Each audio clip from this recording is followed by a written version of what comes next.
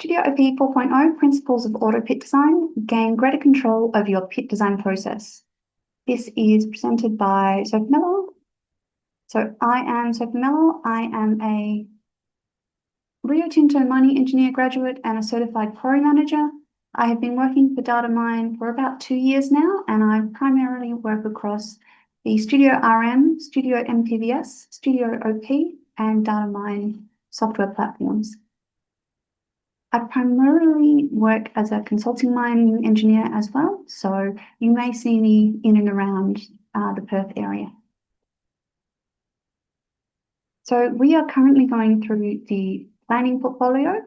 So as you can see, Studio OP sits within Studio MPVS, Studio Survey Datablast. We do have additional production laboratory sustainability portfolios with their own software packages. So we do have integrated solutions for the entire mining value chain. So this webinar will cover the following areas. It'll cover block model setup, just how I generated the block model that I'm using in Studio OP, Autopit design setup, Autopit design verification, environmental and cultural sites demarcation, and of course the Q&A session at the very end if you have any questions. So I will take us straight into our demo now. So this demo will be going fairly quickly because I have a fair bit to cover. So I'm launching straight into the Studio OP platform. So as you can see, you've got home ribbon up top, and there are several ribbons. The ribbons we will primarily be using will be the setup, digitize, and design ribbons. So I will launch straight in to the Autopit design setup.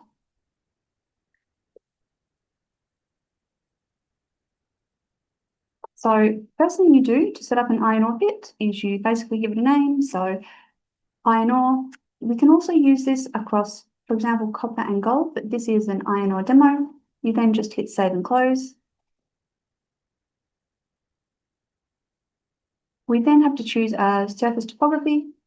So in this case, I have just chosen the North Stock topography, which this demo will be based on, and you select the topography down below.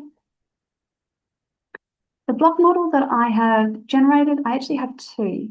So generally when I pull a block model out of MPVS, it's a pit limited block model. I then use add-mod to generate a whole bunch of fields, and I add-mod the pit limited model over my original full block model, just so I have the additional MPVS details. I quite often then create a design block model. So this is just a limited number of fields that I use to actually design my pit, because we do run calculations across our block model, and it just helps if you have a smaller design block model. So I generate this design block model in Extra. I normally use the save only command. So I will be running with the North Prices Extra version of this block model, which is the mini block model for the majority of this webinar. I generally only use the add-mod block model to generate additional fields. I'm looking for additional data at the end. So this is essentially my design block model, and this is my reporting block model.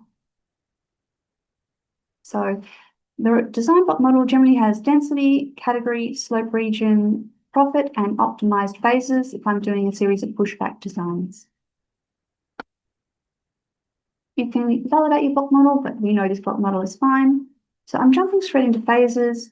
This particular block model has several phases, so I've included all 6, but I'll probably only be going through 1 or 2 today.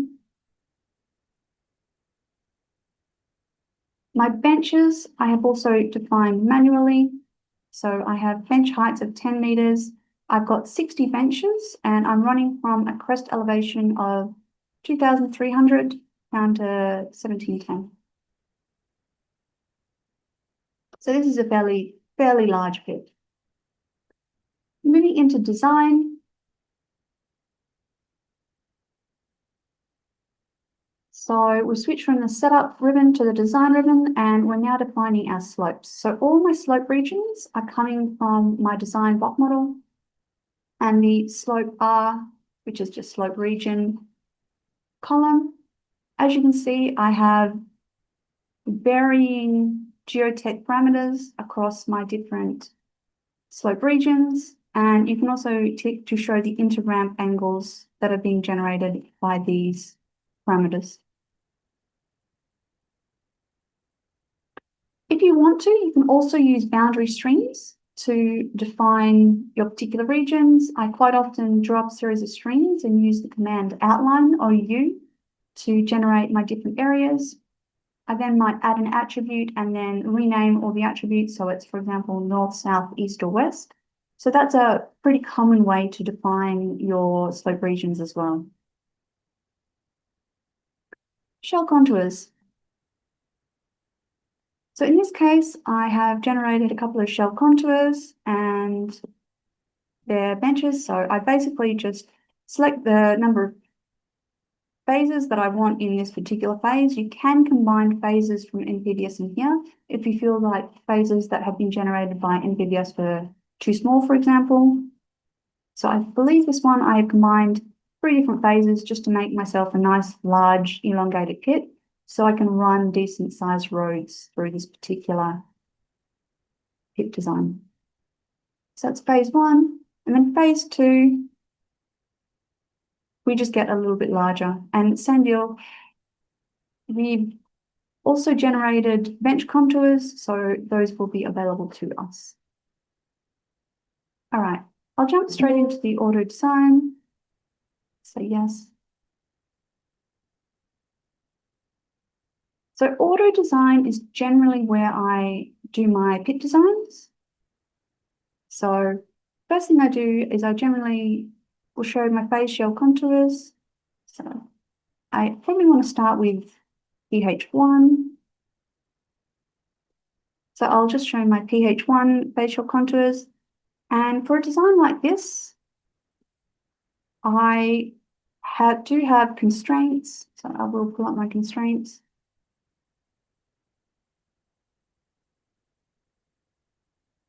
Just to show you.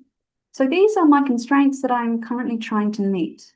So this particular constraint demarcates a series of bat caves. This particular constraint demarcates some lakes. There is a rehabilitation cost for this particular area, whereas these two are just plain no-go areas. So if I want to take out these particular lakes, it'll be a rehabilitation cost of about 50 million. So ideally, I would like to avoid that. And this is a cultural site, so I would definitely like to avoid that. So because I do have just in this particular area a constraint, I'm just going to actually do a quick top-down calculation just to see whereabouts my projections land. So top-down, I'm going to add just a top string as a constraint, and I'm going to type CLO, and then I'm just going to recalculate. And it gives me a series of lines, which I can basically zoom in and say, all right, shift question mark.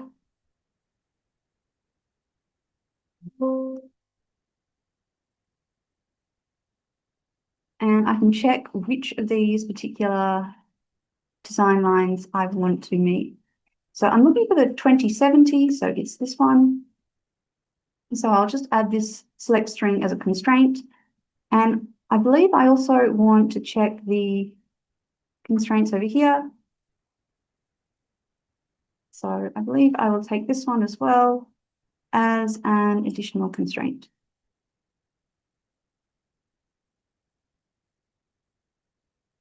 But that'll just give me something to work with when I go bottom up. So I will switch over to a bottom up design, take these off, and I'll also pull out my phase shell contours. So I now have a series of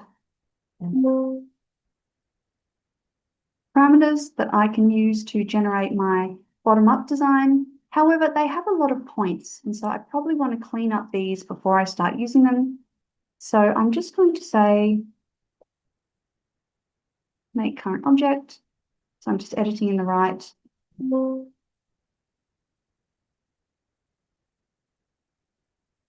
I'm just going to go around this and give myself some quick points.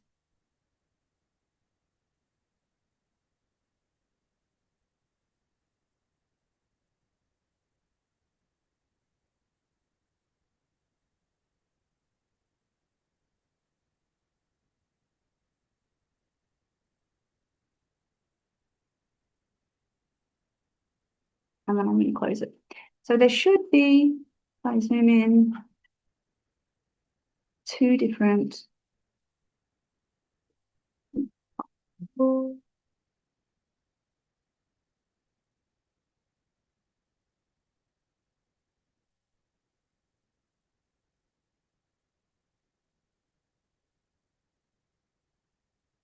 okay. So I've probably got it on rapid digitize mode.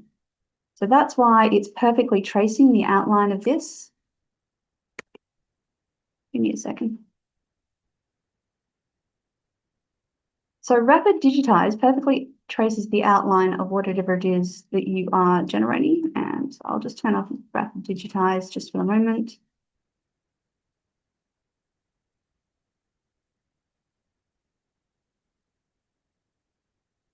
There we go. So this is the one that I want to delete.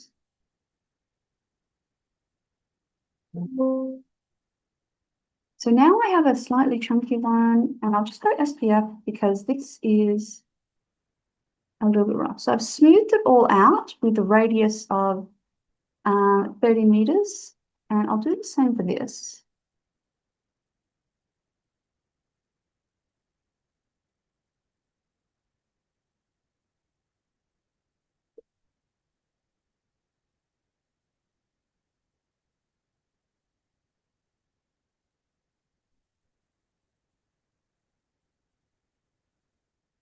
So I'm basically just filleting all my angles so that they have a radius of 30 meters, and that just smooths out a lot. So now that when I do my bottom-up calculation, all my curves will be much smoother, and I will have slightly more accurate outlines of the pit, and we should land precisely where we are supposed to. So there we go. So we're just touching the outline of this particular no-go area, which was precisely what I was chasing. So this is our pit. So all we have to do now is to generate a couple of roads so that we can actually access this pit. Similar to designing, it's really quick. I'm going to go adaptive roads. I'm going to go R1. And gradient of 10%, width of 36. And I want 150 meters for my entry distance. And I'm just going to choose a start point. I'm going to start using the clip by benches toolbar here. So I'll just take myself down to, I think it was 2017 from memory. I'll clip using benches, yes. And so then I can just quickly select a place that I would like to put my new road start point. I'll just turn this off, and it's taking me around this way, which, as you can see, it kind of violates this particular area. So I'll just delete that for a second. Go new, R1, and go counterclockwise. I'll choose the start point, and I'll go using benches. I'll go here again, and it should swap the direction. There we are. So I've also just sort of trimmed this a little bit, and that gives me fairly decent road that will take me all the way to the surface. However, I also have this tiny little dip down here, and I will need to do a fixed road for this. So if you can run a fixed road along the bottom of your pit, especially if you have ore below, it's actually a really good idea. I'm just going to choose my start point, and I'm going to 2070. I think I'll go down to 2020 for using benches. I was close. Okay. And I think I want to start my road about here. And I'll go up a few benches. There we go. And I think I want this road to come out around here. So the interesting thing about these roads is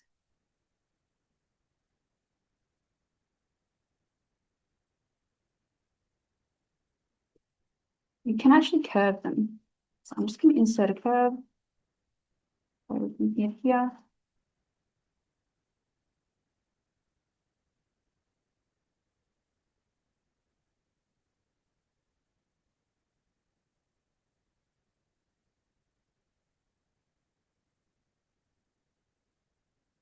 And I'm just going to recalculate.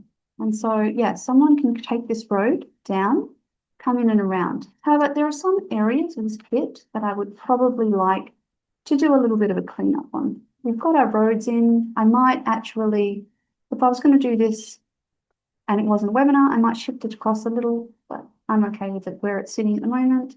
Someone can come out and come round. I'm just going to clean up this area a little bit here. So I'm going to do an ICS. So I'm going to insert a curve.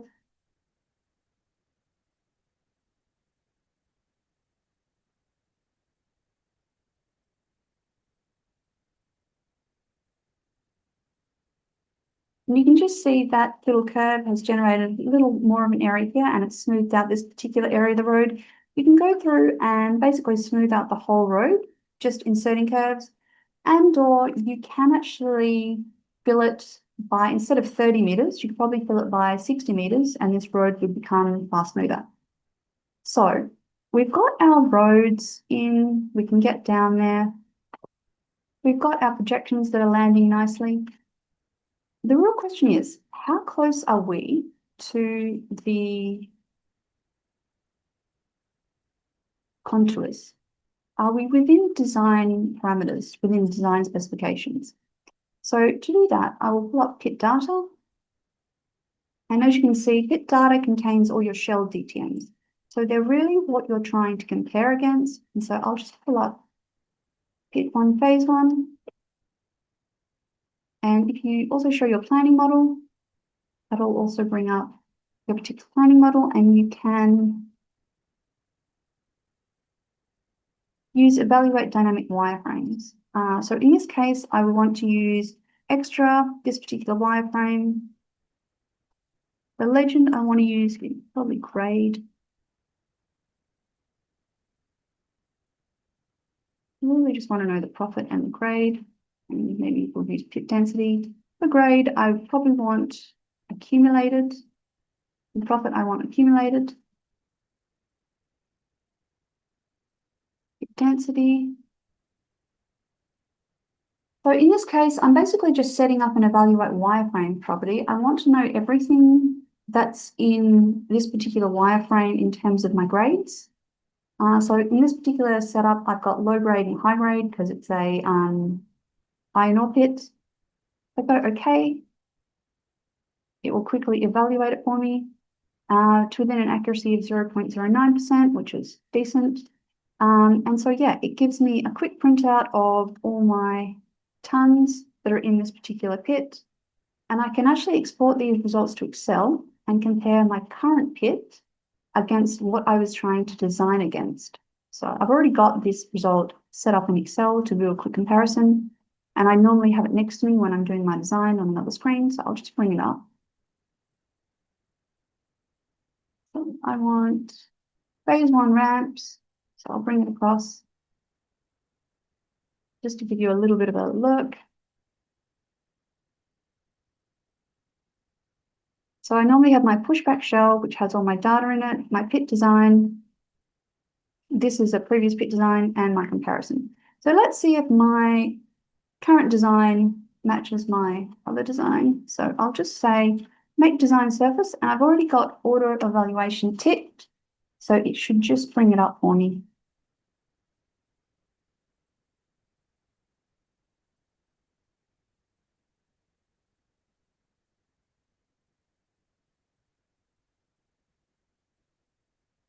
And just copy from clipboard, then press this close.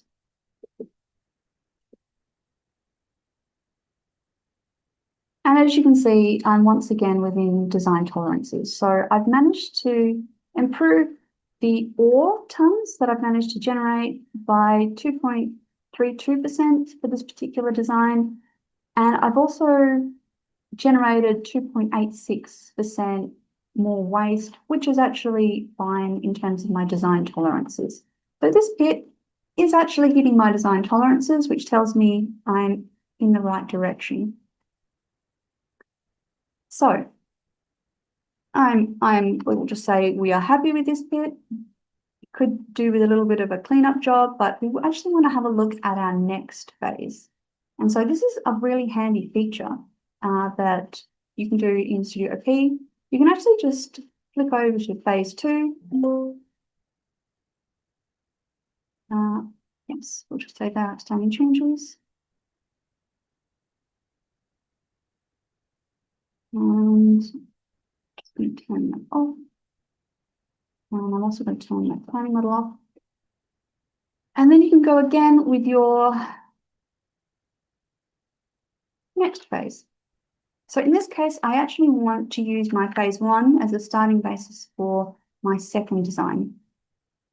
So I simply come across and I do a little drag and drop trick. I want constraints and I want fixed because I have previously saved this project before.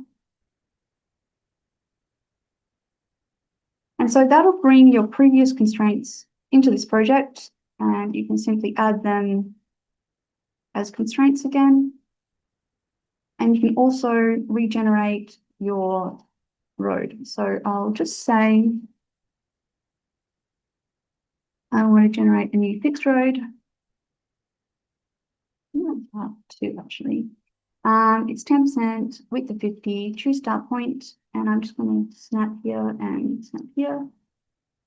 And so I'll just say recalculate. That'll give me the road back from the points that I was. Insert curve from here to here. And it will allow me to, if you want, you can actually snap to every single point in this particular road. But to save time, I am just going to do a quick approximation. Done. Recalculate, and there's my road back. So it's actually really quick to generate your previous designs again, if you want to build on them for your next phase. So I'm also going to throw in another adaptive road.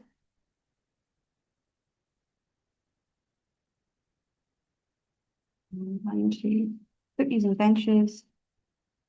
I'm going to put it in here. And I'm still counterclockwise, that's good.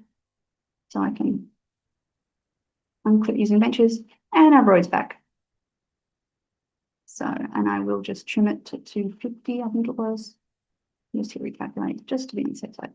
Okay, so now we've got this design back in my phase 2, and I actually want to bring in the next spatial contour that I want to design to. And the spatial contour I want is this one. So I'm just going to add this one to constraints.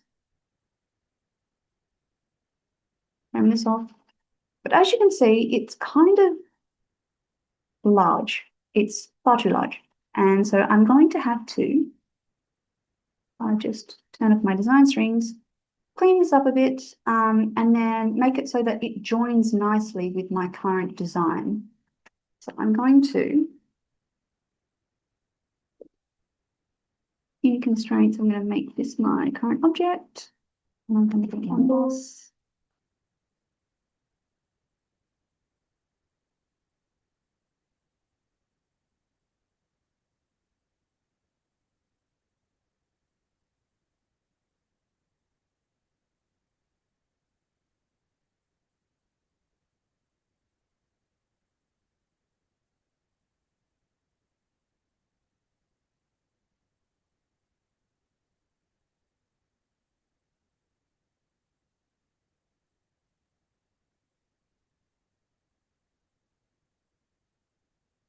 So as you can see, I now have a little add-on. So I'm going to go SPF just to fill it everything and make it nice and smooth. I'm going to delete this initial one. Then I'm just going to hit recalculate and see what happens. Okay, so I need to fix up my roads. So this road one is clearly going too high.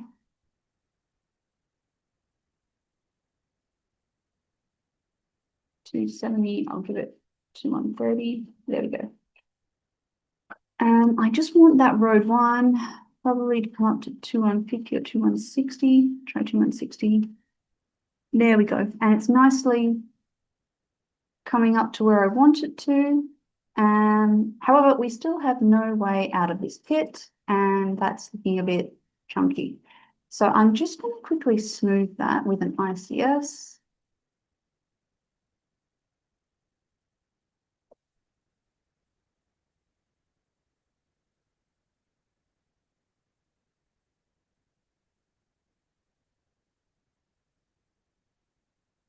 Just to give myself smooth access out of this pit.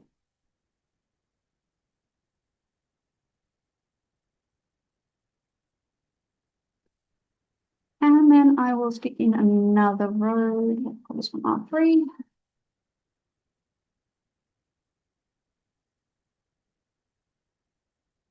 We're 2160 for ventures, yes.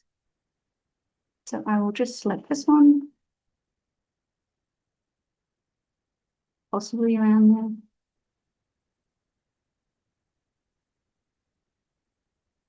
I could actually pull this back a little bit because we do have an open area here that I am trying to preserve. So I could actually pull this road back a little bit just by changing my start point.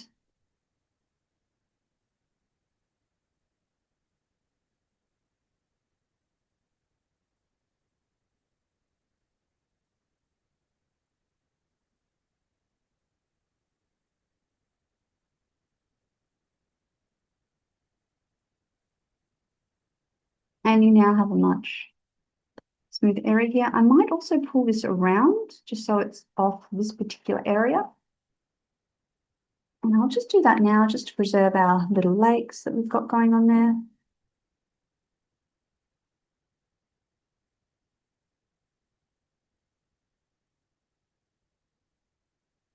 I'm just using insert and delete points just to smooth this area. I can also use, so MPO is move points, IPO is insert points, and DPO is delete points. So I tend to just fill it everything just to make it smooth. Recalculate, and yeah, we've got a little bit more space around our particular areas now. So that's an example of just how quick it is. I might also move this one so it stays off that particular area. And there we go. And if we want, we could also tie this in a little bit closer, and I think I might do that.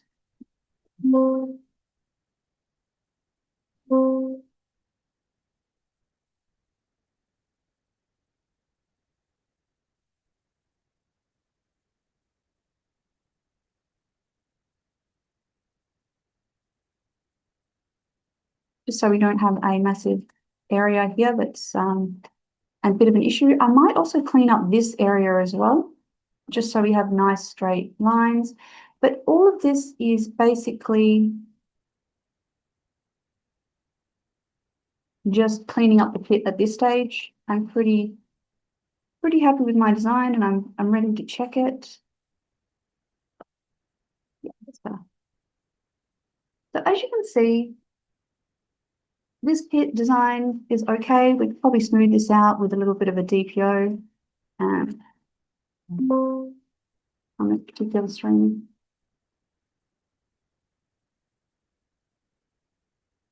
But that's really cosmetic. So the next thing we will, of course, have to do is we need to do our auto evaluate.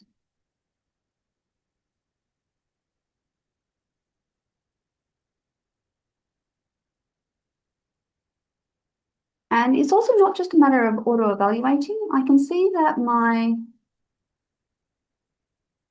pit is actually obeying my slope regions, but I might also want to check it against my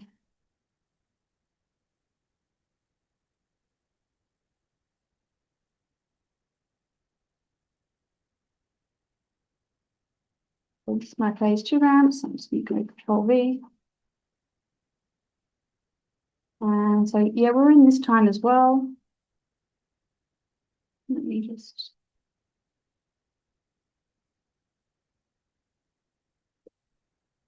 see if that properly changed it. Oh no, it seems to have done. So yeah, so we are green for both designs. So both designs have fallen into my parameters. So that's good. So both designs are actually A-OK, ready to go, aside from a little bit of a cleanup job. But one thing I would do is I would check my geotech. So this is a really handy feature, templates, and you can actually check your geotech and your slopes against standard properties. So in this case, it gives you the road 3. I might actually just want to change that road start and end point a little bit. I'll try that.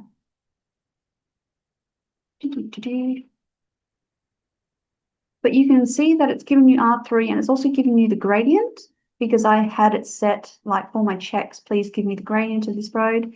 So I might check that particular panel, make sure it's on point, but the rest of them seem to be pretty good. This one I might like to adjust because it's 10.16, but yeah, everything else seems pretty good.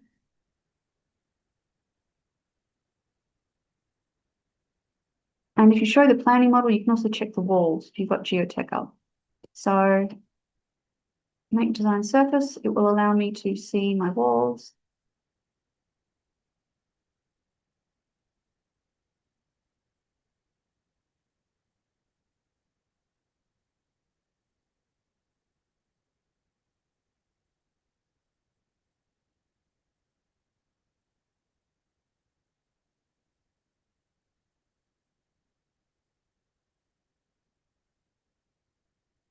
And as you can see, these walls, the steep walls are color-coded orange, and the light walls are color-coded green, and the intermediate walls are color-coded yellow.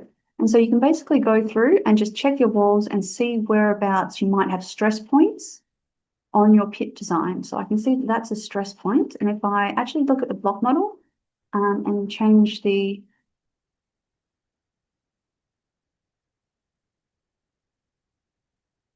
might just click using benches and go up. You can basically see that the reason there's a stress point there is because it's the boundary between 2 different slope regions.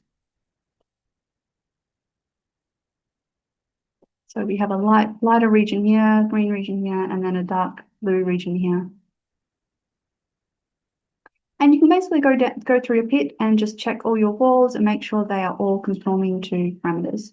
This light blue region clearly has friable material in it because it does have a much flatter wall shape.